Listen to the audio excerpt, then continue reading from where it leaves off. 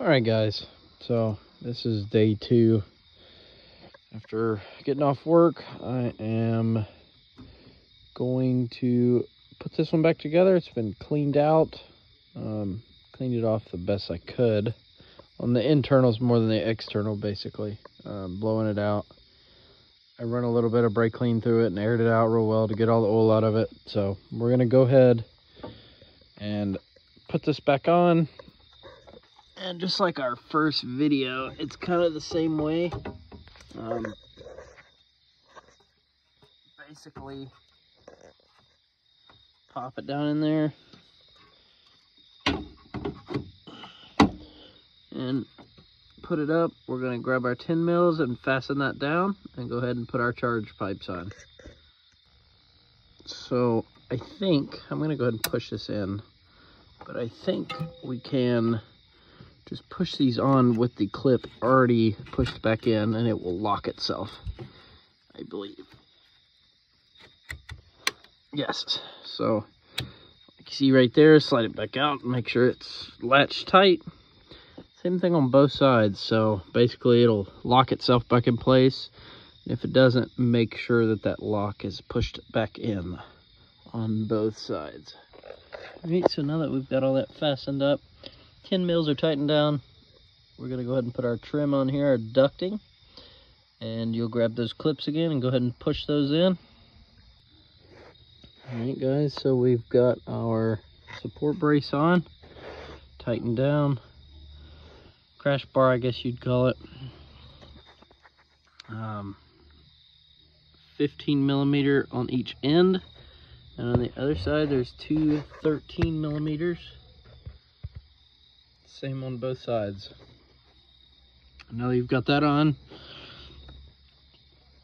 all your duct routing and your intercooler, everything tight. One more good check before you cover it up on your boost lines to make sure they're good and tight. And we're going to go ahead and bring our bumper over, start putting it on. So we've brought our bumper over here. Before I put it on, I'm going to show you guys. There is your ambient temp sensor hookup, which is going to go to that wire. And remember, once it clips on, make sure you push in your retaining ring, the retaining clip. These are your fog light hookups on both sides. So as you're putting it on, go ahead and hook those up. All right, we've got it halfway set up on here. So as same way, if you watch the disassembly, you're gonna kind of just slowly walk the whole assembly on evenly. You don't want to have to force anything. This part should go pretty smoothly. Everything should kind of just slide up on its locations like that. Same thing on the other side. You're gonna slowly walk in your underneath the headlight and this area over here. It's kind of hard to do holding the camera at the same time, but you get the idea. Basically just slowly push everything where it needs to go, and when you get to the ends here, you're probably gonna have to tap them decently hard like that. And don't forget your little screw, I'll show you in a second, that comes up that holds the ends on and kind of aligns this line right here. So before I go down and do any of the screws, this is fully on the top here. I'm gonna go ahead and put, there was a 7 millimeter here, a Phillips head here, 7 millimeter here, and a Phillips head here. And also the 10 millimeters with the bigger washers. As you can see the imprint there. There should be 4 of those, so we'll go ahead and put all that on real quick. Got all that good and fastened down. I'm gonna go ahead and put in our tray here. And the front side will go in first. Maybe a little tricky here, but there it goes. Goes in just like that. And go ahead and put all your clips in, and then that will finish you up on the top. And then we're going to head down to the bottom sides of the car. All right, guys, so down here on the sides, you look straight up there, that screw hole straight up there, I'm at the, right there at the end of my pinky. You've got a T20 on both sides. That is going to be aligning your bumper to fender area. So tighten that down on both sides before you do anything with your fender liners, because it's kind of underneath the fender liner, so you're going to want it still loose at this point in time. Alright guys, so the last set of steps here, I'm going to show you from the bottom. It's a lot easier. You're going to want to go ahead and tuck your lower skirt under the bumper so you can put in your T20s right here. Got a couple T20 screws. They look kind of like that one. So you got two there. You need to move this fender liner inside of the bumper trim right here, because there's your nut. That'll be behind it. T20s there. And also two more T20s up here.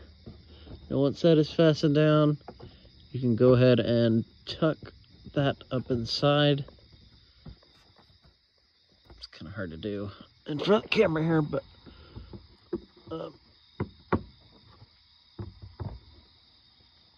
I can't really do it with one hand. But anyways, so you put your fender liner inside, bolt it up with your T20s, and once you tuck that inside, that will just pop in with the clips there, going straight into the holes. If one of them came off on you, see if you can get it out and put it back in. If not, they're pretty cheap to replace. You can find them anywhere at the parts store or wherever. So let me get this all assembled and we'll get to the finished product. All right guys, so we're all back together. Got our trim back, our body lines look pretty good.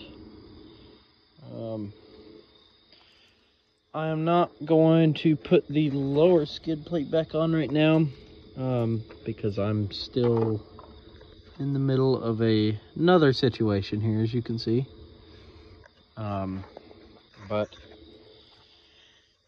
if you're curious, on the bottom here, it just fastens up. 10 mils and T20s, 10 millimeter bolts and T20s.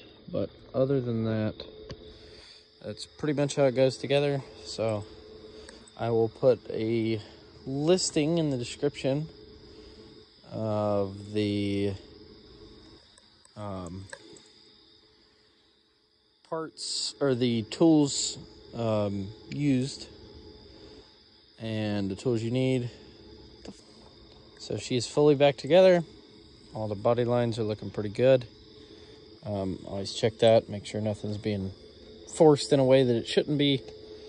I'm obviously not going to put the lower skid plate back on because I am in the middle of another situation with this car.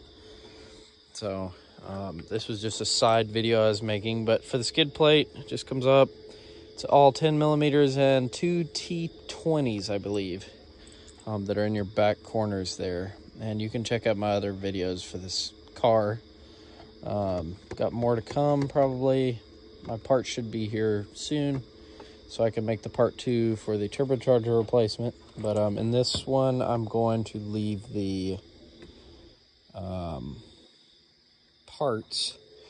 tools that are needed for this job, and hopefully that will help you out some. And there wasn't really a whole lot of parts on this one, but other than that, yeah, I hope you guys enjoyed this part 1 and part 2 series of the intercooler replacement. Feel free to check out some of my other videos on my channel and like, subscribe, and comment and what you want to see next. And see you guys later.